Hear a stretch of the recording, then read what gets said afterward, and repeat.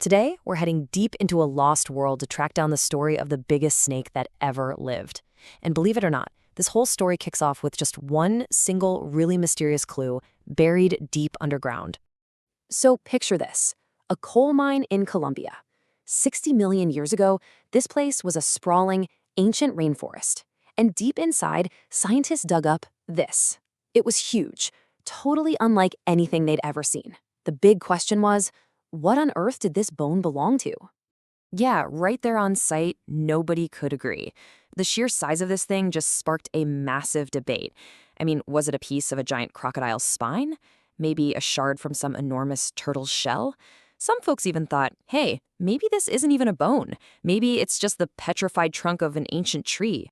And this wasn't some instant aha moment, not at all. Figuring out what this creature was, well, it was a puzzle that took decades to solve. The very first clue was found way back in 1994, and it was just dismissed as a tree branch. It wasn't until these fossils finally landed in a museum in 2007 that the real breakthrough started, leading to the absolutely incredible discovery of its skull in 2011. Okay, so how exactly did scientists in a museum lab take this one weird bone and manage to reconstruct one of the most terrifying predators our planet has ever known? Well, this right here. This was the big moment, the light bulb moment, when paleontologists put that fossil vertebra next to one from a modern green anaconda, which, by the way, is the biggest snake alive today. The difference was just staggering. The fossil was 3 times bigger and way thicker. There was absolutely no doubt anymore. They were looking at a snake. So using that vertebra as their guide, scientists started running some mathematical models. Turns out there's a really clear relationship between the size of a snake's vertebra and its total body length. And the numbers that came back were just mind-boggling. They figured this snake could hit a maximum length of 50 feet. That is nearly twice as long as the biggest anacondas we have today. And look, length is one thing, but the sheer weight of this animal was on a whole other level. It was estimated to weigh around 1,200 kilograms. That's 1.2 tons. We're talking more than 10 times heavier than a green anaconda. Okay, let's really try to wrap our heads around that. At 50 feet long, it was longer than a city bus. And at 1,200 kilograms, it weighed almost as much as your average family car. This wasn't just a big snake. It was a monster of truly unbelievable proportions. So, with its massive size totally confirmed, the scientific community gave it a name that was just perfect for its scale and power. Titanoboa, which literally means Titanic boa. The Serpent King had officially been crowned. Okay, so its size is one mystery, but that just leads to an even bigger question. How? I mean, what kind of world could possibly create a snake this enormous?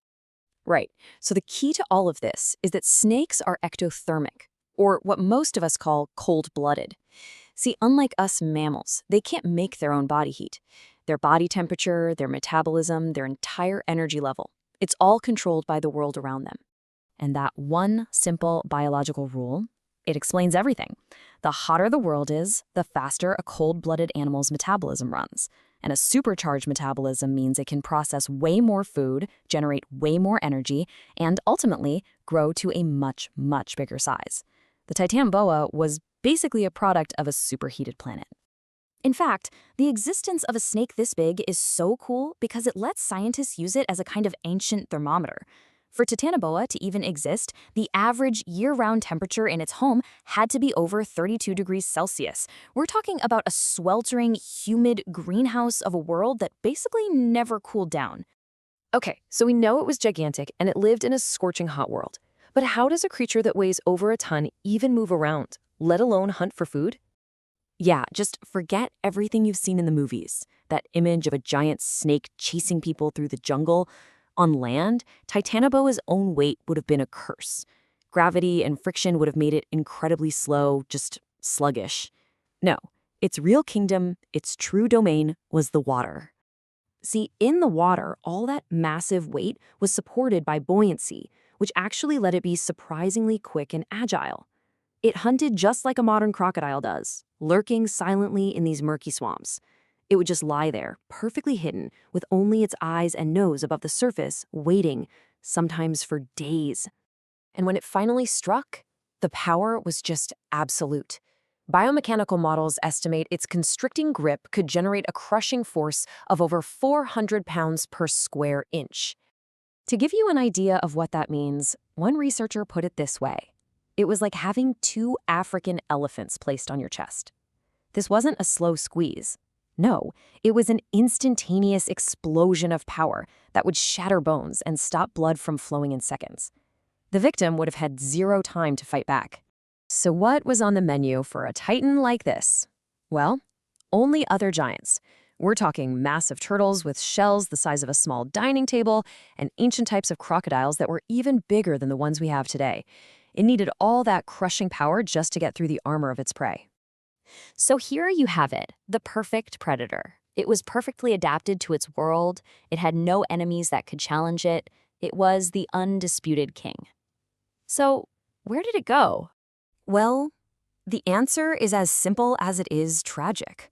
The very thing that allowed the Titanoboa to get so huge, that intense global heat, was also the key to its extinction. The climate that created this giant ultimately destroyed it.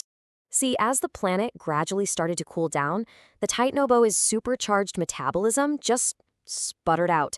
It couldn't generate the energy it needed to hunt anymore. And at the exact same time, its swampy hunting grounds started to dry up, and the rise of new mammals meant new competition for whatever food was left. For a creature that was so specialized, so completely dependent on a superheated world, a drop of just a few degrees in the planet's average temperature was a death sentence. It just couldn't adapt. And so the king of all snakes became a relic of a harder past. This story of the Titanoboa is, without a doubt, an incredible peek into a lost world. But it's also a really powerful reminder of just how profoundly life is shaped by the environment.